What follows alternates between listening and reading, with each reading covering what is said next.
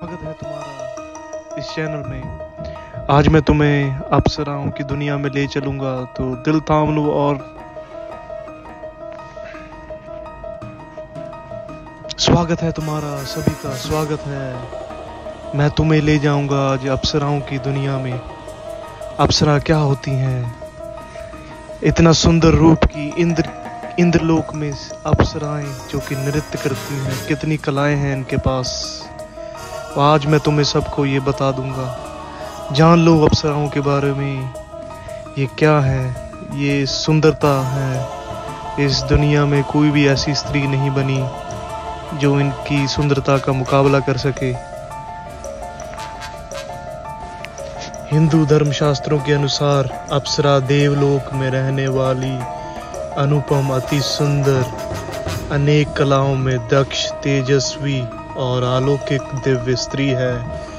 वेद और पुराण में उल्लेख मिलता है कि देवी, परी, अप्सरा, यक्षिणी, इंद्राणी और पिशाचनी आदि कई प्रकार की स्त्रियां हुआ करती थी।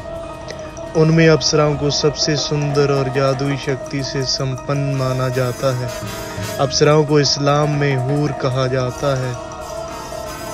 हूर भारतीय पुराणों में यक्षों, गंधर्वों और अप्सराओं का जिक्र आता है। यक्ष, गंधर्व और अप्सराएं देवताओं की इत्र श्रेणी में मानी गई हैं। कहते हैं कि इंद्र ने 108 ऋचाओं की रचना कर अप्सराओं को प्रकट किया था। मंदिरों के कोनों कोनों में आकर्षक मुद्राओं में अंकित अप्सराओं की मूर्तियां सुंदर देह यष्टि और भाव भंगिमाओं में ध्यान खींच लेती हैं। वेद और पुराणों की कथाओं में उर्वशी, मेनका, रंभा, धृताची, तिलोत्तमा, कुंडा आदि नाम की अप्सराओं का जिक्र होता है। सभी अप्सराओं की विचित्र कहानियां हैं। माना जाता है कि ये अप्सराएं गंधर्व लोक में रहती हैं। ये देवलोक में नृत्य और संगीत के माध्यम से देवताओं का मनोरंजन करती हैं। पुराणों के अनुसार देवताओं के राजा इंद्र ने सिंहासन की रक्षा के लिए उनके 12 कठोर तप को भंग करने के लिए अप्सराओं का इस्तेमाल किया है। वेद पुराण में कई स्थानों में इन अप्सराओं के नाम आए हैं जहां इन्होंने घोर तपस्या में लीन ऋषियों के तप को भंग किया है।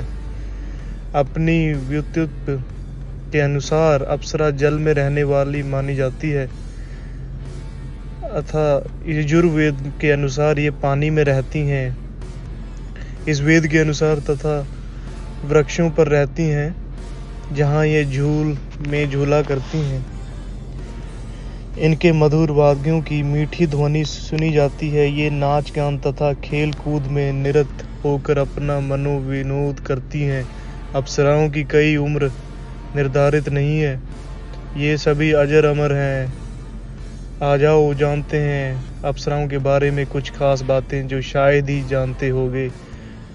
शास्त्रों के अनुसार देवराज इंद्र ने के स्वर्ग में 11 अप्सराएं प्रमुख सेविका थी। ये 11 अप्सराएं हैं कृतस्थली, पुंजिकस्थला, मेनका, रंभा, प्रमोलोचा, अनुमलोचा, धृताची, वज्र, उर्वशी, पूर्वचिति और तिलोत्तमा। इन सभी अप्सराओं की प्रधान अप्सरा रंभा थी। अलग अलग मान्यताओं में अप्सराओं की संख्या 108 से लेके 1008 बताई गई है। कुछ नाम और अंबिका, अलमूफशा, अनावधा, अनुचका और अंबिका, अरुणा, असीता, चंद्रज्योत्सना, देवी, धृताची, गुणमुखा, गुणवरा, हर्षा, इंद्रलक्ष्मी, काम्या, कर्णिका, केशनी, क्षेमा, लता, लक्ष्मणा, मनोरमा, मारीची आदि। रंभा अप्सरा, इनके बारे में जान लो। रंभा अप्सरा समुद्र मंथन के दौरान प्रकट हुई थी और दूसरी कश्यप और प्राथा की पुत्री थी। क्या दोनों एक ही थी? ये शोध का विषय है।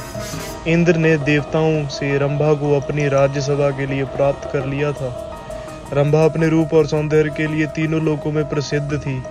महाभारत में इसे तुरुम्ब नाम के गंधर्व की पत्नी बताया गया है। स्वर्ग में अर्जुन के स्वागत के लिए रंभा ने नृत्य किया था। रंभा नाम की अप्सरा कुबेर की सभा में थी। रंभा कुबेर के पुत्र नलकुबेर के साथ पत्नी की तरह रहती थी। रंभा नलकुबेर के संबंध को लेकर रावण ने उपहास उड़ाया था।